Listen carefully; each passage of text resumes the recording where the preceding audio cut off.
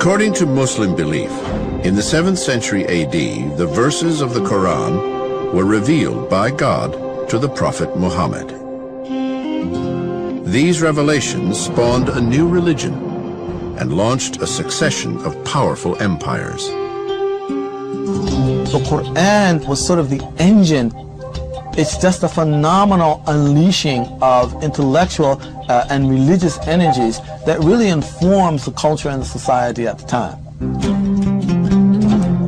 What became known as the Golden Age of Islam lasted hundreds of years, but by the 15th century, the decline had begun. Internally, the resources of the various Muslim empires were stretched thin, and they began competing with each other for land and influence. According to some scholars, this infighting was due in part to society turning away from the Quran's injunctions to seek knowledge, or ilm, and focusing instead on the raw pursuit of power. The downfall begins in the 15th, 16th centuries when ilm or knowledge is no longer prized. So you have Muslim empires fighting other Muslim empires, and there's tyranny and there's oppression, and the scholar is being more and more marginalized. Of equal importance to the decline of the empires were external forces, in particular, the growing power of Christian Europe. The last of the great Muslim empires was that of the Ottomans. Centered in Turkey, the Ottoman Empire began its rise in the 15th century and eventually spread as far as the gates of Vienna. It was here, in 1683, that European forces decisively halted Muslim expansion. For 2 months, more than 200,000 soldiers battled outside the city walls. In the end, the Ottoman army was defeated. From this point on, Muslim influence lost more and more ground to the powers of Europe. With a central political authority no longer in place, variant interpretations of Islam spread throughout the Muslim world. In response, a movement would arise that sought to restore Islam to its former glory and to a literal reading of the Quran. In the mid-18th century, a scholar named Muhammad ibn Abdul Wahhab lived in the declining Ottoman Empire in what is today Saudi Arabia. He came to believe that Muslims had strayed from the teachings of the Quran, and he advocated a return to what he claimed were the fundamentals of his religion. He saw his society as becoming corrupt, so like, quote, any good revivalist, the notion is, if we're corrupt, it means we've departed from true religion, we need to get back to true religion. And for Muhammad ibn Abdul Wahhab, that meant going right back to the Quran and to the example of the Prophet. Wahhab believed that all non-orthodox interpretations of the Quran should be banned. He called for such things as the stoning of adulterers and the amputation of the hands of thieves, rules spelled out in the Holy Book, though not always applied. The Quranic literalists don't see that this was something that was written in the early medieval period or the late ancient period. It's one thing to have it written in the Quran and another thing to implement it. Wahhab's strict interpretation of the Quran might have remained his own, but for a fateful meeting. In 1744, while traveling across the Arabian Peninsula, Wahhab met a local leader named Muhammad ibn Saud. Saud was an ambitious chieftain bent on unifying all of Arabia. Armed with Wahhab's fundamentalist teachings, Saud believed he could use both a sword of steel and a sword of faith to subdue the peninsula. They actually literally signed a compact. You will be the religious leader and I will be the political leader, and we will try and take the whole peninsula. It would take nearly 2 centuries, but in 1924, descendants of Saud finally conquered Arabia. They now controlled Islam's holiest cities, Mecca and Medina. 8 years later, the modern state of Saudi Arabia was established, and the stringent doctrines of Wahhabism became the law of the kingdom. But it was not Wahhab who would create a fundamentalist doctrine for the modern age. That task was taken up by an Egyptian journalist who built on Wahhab's philosophy to create his own interpretation of the Quran, one grounded in violence and steeped in controversy. His name, Sayyid Qutb.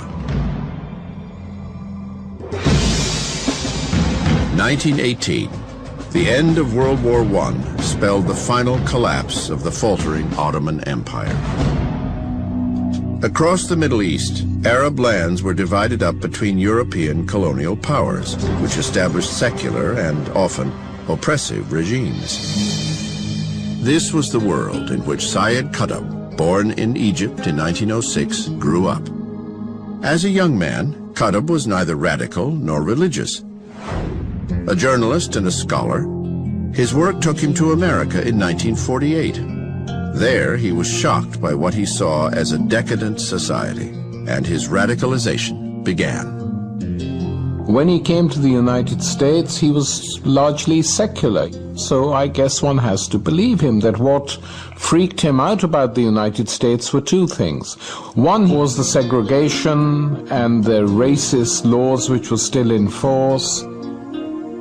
The second thing was women. He was totally taken aback by the freedom with which women transported themselves. This came as a big shock to him. When Qutb returned to Egypt, he joined the Muslim Brotherhood, a political organization that opposed British colonialism and advocated a return to the time when the Quran was the law of the land.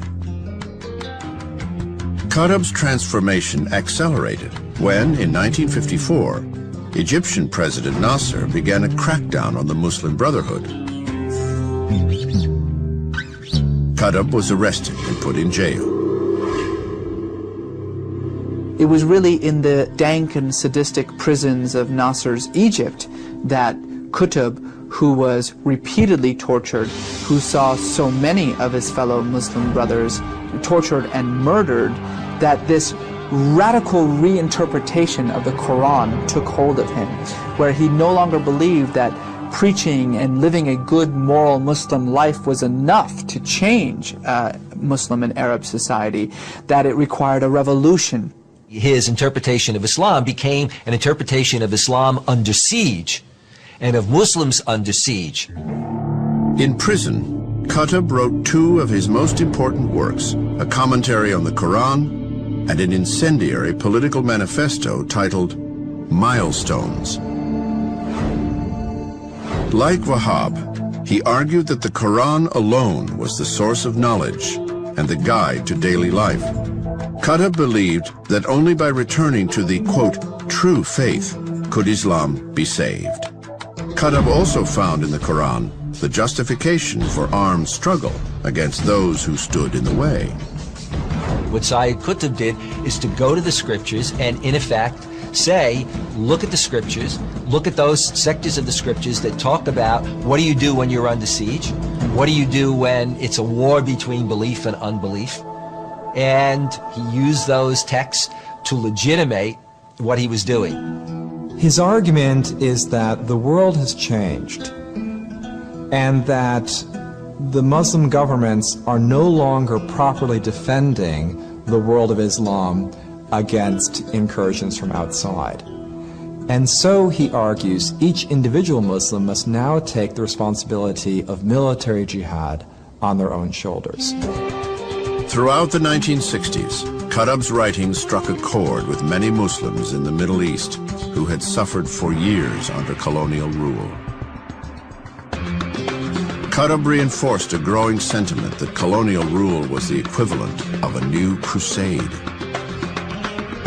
That ideology proved to be an inspiration. And so Qutb is both an inspiration to mainstream, if you will, Muslims and Islamic activists, as well as to a whole variety of extremists that developed. This runs right down to people like Osama bin Laden and Al-Qaeda. The legacy handed down by Wahhab and Qutb to Muslim extremists in the decades to follow would cause many, Muslim and non-Muslim alike, to take a closer look at the Quran, triggering a debate about the true meaning of its mysterious verses.